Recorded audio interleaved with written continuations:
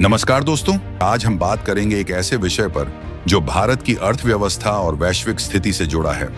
भारत अब बन चुका है दुनिया का 7वां सबसे बड़ा सोने का भंडार यानी गोल्ड रिजर्व। लेकिन सवाल ये है कि अचानक ये कैसे हुआ? क्या भारत में इतना ज्यादा सोना आ गया है? क्या ये अच्छा संकेत है? और क्या इसका आपकी जेब पर कोई असर पड़ेगा? इस वीडियो को अंत तक जरूर देखें, क्योंकि हम आपको बताएंगे इस खबर के पीछे की पूरी कहानी, इसका इतिहास और भविष्य की संभावनाएं। सबसे पहले समझते हैं गोल्ड रिजर्व होता क्या है। गोल्ड रिजर्व यानी वो सोना जो किसी देश की सेंट्रल बैंक यानी भारत में भारतीय रिजर्व बैंक आरबीआई के पास स्टॉक में रखा होता है। इसका मकसद सिर्फ जेवरात बनाना नहीं, बल्कि ये सोना देश की मौद्रिक नीति, करेंसी की वैल्यू और संकट के समय एक बैकअप की तरह काम करता है। दुनिया के सभी देश अपने विदेशी मुद्रा भंडार फॉरेन एक्सचेंज रिजर्व्स का एक हिस्सा सोने में रखते हैं। यह सोना अंतरराष्ट्रीय व्यापार में विश्वास बनाए रखने के लिए बहुत जरूरी होता है।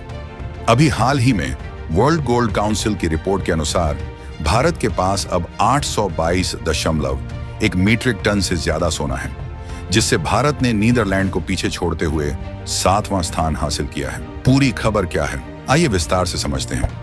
लेकिन इससे पहले हमारे चैनल को लाइक करें, सब्सक्राइब करें, इससे हमें बहुत मदद मिलती है। तो चलिए मुद्दे पर आते हैं। देखिए, अभी भी हमें यह कहने में संकोच नहीं करना चाहिए कि इस समय भी जब दुनिया शांति का दावा कर रही है, तब भी वैश्विक हलचल पूरी तरह से समाप्त नहीं हुई है। क्योंकि पहली बात तो भारत और पाकिस्तान के बीच का मुद्दा अभी तक पूरी तरीके से शांत नहीं हुआ है, और ना ही चीन का आक्रामक रवैया ढीला पड़ता हुआ दिखाई दे रहा है। यहाँ तक कि रूस और यूक्रेन के बीच का युद्ध, जो थोड़ा बहुत शांति की ओर जा रहा था पिछले दिनों, जिस तरीके से यूक्रेन ने सीक्रेट मिशन को अंजाम देते हुए अपने ड्रोन से रूस के घातक बम वर्षक विमानों को निशाना बनाया, उससे रूस भी यूक्रेन के खिलाफ जवाब देने के लिए तैयार है, जिससे वैश्विक मार्केट की स्थितियां एक बार फिर से बिगड़ सकती हैं। और देखा जाए तो इतिहास इस बात का गवाह है कि जब दो देशों के बीच चल रही टेंशन और युद्ध बढ़ता जाता है, तो इसका परिणाम हमेशा ही घातक होता है, जिसका असर दुनिया भर के सभी देशों पर पड़ता है। फिर चाहे कोई देश युद्ध में शामिल हो या फिर बिल्कुल ही शामिल न हो। ऐसे में केवल दो ही चीज काम आती है, जिसमें पहला है विदेशी मुद्रा भंडार, जैसे कि डॉलर, यूरो, पौंड और युआन जैसी अन्य फॉरेन करेंसी, जिसकी वैल्यू युद्ध की परिस्थितियों में भी उतना ज्यादा नहीं घटती, बल्कि थोड़ा बहुत ही असर देखने को मिलता है। इसके अलावा कीमत घटने के बजाय जो सबसे ज्यादा महंगा होता है वह है सोना। जी हाँ दोस्तों, यकीन मानिए, दुनिया तबाह हो जाए और लगातार हमले होते रहे, लेकिन ऐसे में अगर कोई चीज महंगी होगी तो केवल एक ही चीज है, जो है सोना। और युद्ध के समय सोने की वैल्यू इतनी ज्यादा बढ़ जाती है कि कोई भी देश सोने के बदले किसी को कुछ भी देने को तैयार हो जाता है। यहाँ तक कि जब भीषण युद्ध होता है तो कई देश dollar, euro, Pond's and yuan जैसी विदेशी करेंसीज को लेने से मना कर देते हैं। लेकिन सोना को लेने से कोई मना नहीं करता, बल्कि इसकी खरीदारी और ज्यादा बढ़ जाती है, जिससे सोने की कीमत आसमान छूने लगती है। और इसका नमूना भी हम लोग पिछले कई महीनों से देखते आ रहे हैं कि जैसे जैसे कई देशों के बीच तनाव बढ़ रहा है और युद्ध के हालात बन रहे हैं, ऐसे में सोने की कीमत लगातार बढ़ती जा रही है और घटने का नाम ही नहीं ले रही है। क्योंकि बड़े बड़े इन्वेस्टर ने बड़ी बड़ी कंपनियों से पैसा निकालना शुरू कर दिया और सभी लोग पैसे को लगा रहे हैं सोने को खरीदने में। लेकिन इसी बीच जो सबसे खास और अहम बात देखी जा रही है, वह है भारत की आरबीआई को लेकर। आरबीआई सोने के पीछे इस कदर जुट चुका है कि मानो भारत की सेंट्रल बैंक दोबारा से भारत को सोने की चिड़िया बनाना चाहती हो।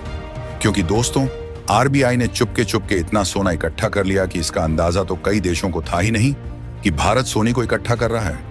लेकिन जब आरबीआई के द्वारा इस बात का खुलासा किया गया, तो यह बात सामने आ रही है कि सोने को इकट्ठा करते करते आरबीआई के पास इस समय कुल 880 टन सोना इकट्ठा हो गया है।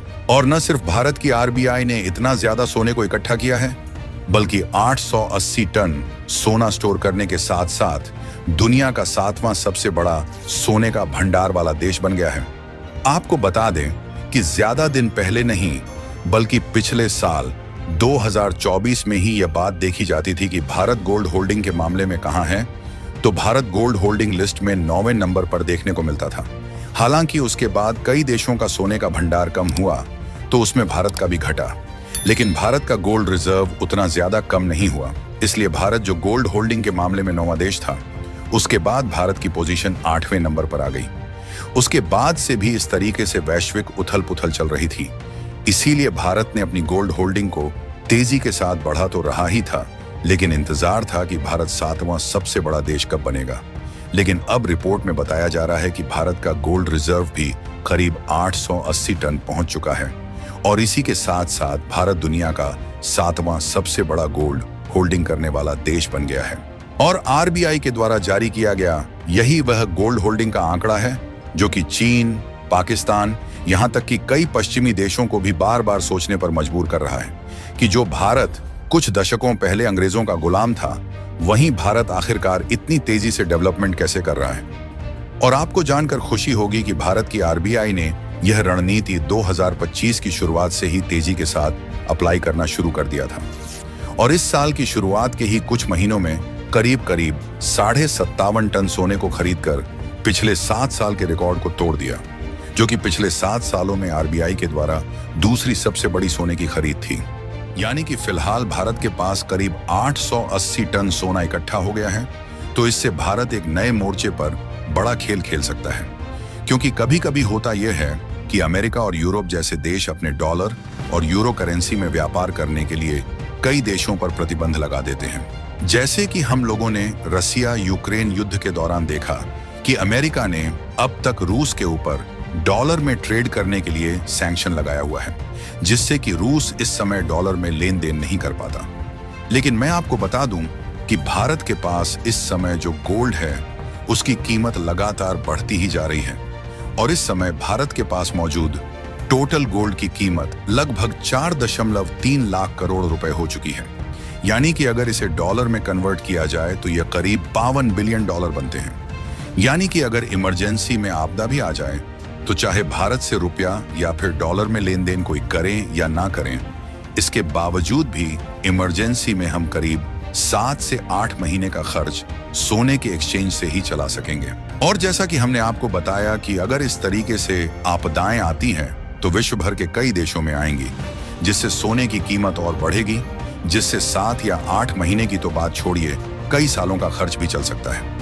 भारत अब सिर्फ एक तेजी से बढ़ती अर्थव्यवस्था नहीं रहा, बल्कि एक ग्लोबल गोल्ड स्ट्रेटेजिस्ट बनता जा रहा है और ये बात कई बड़ी ताकतों को अब समझ आने लगी है।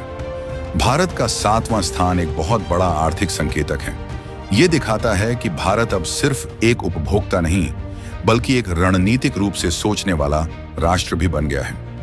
आने वाले समय में भारत गोल्ड बॉन्ड्स को और बढ़ावा दे सकता है, डिजिटल गोल्ड जैसे विकल्प सामने आ सकते हैं और सबसे जरूरी, आत्मनिर्भर भारत में यह कदम एक मजबूत आधार साबित हो सकता है। तो दोस्तों, ये थी हमारी आज की खास रिपोर्ट, भारत कैसे बना दुनिया का 7वां सबसे बड़ा गोल्ड रिजर्व देश। अगर आपको यह वीडियो जानकारीपूर्ण लगा हो तो लाइक और शेयर जरूर करें, चैनल को सब्सक्राइब करना ना भूलें और कमेंट में हमें बताएं कि क्या आप गोल्ड में निवेश करते हैं। फिर मिलेंगे एक और नए वीडियो के साथ। जय हिंद।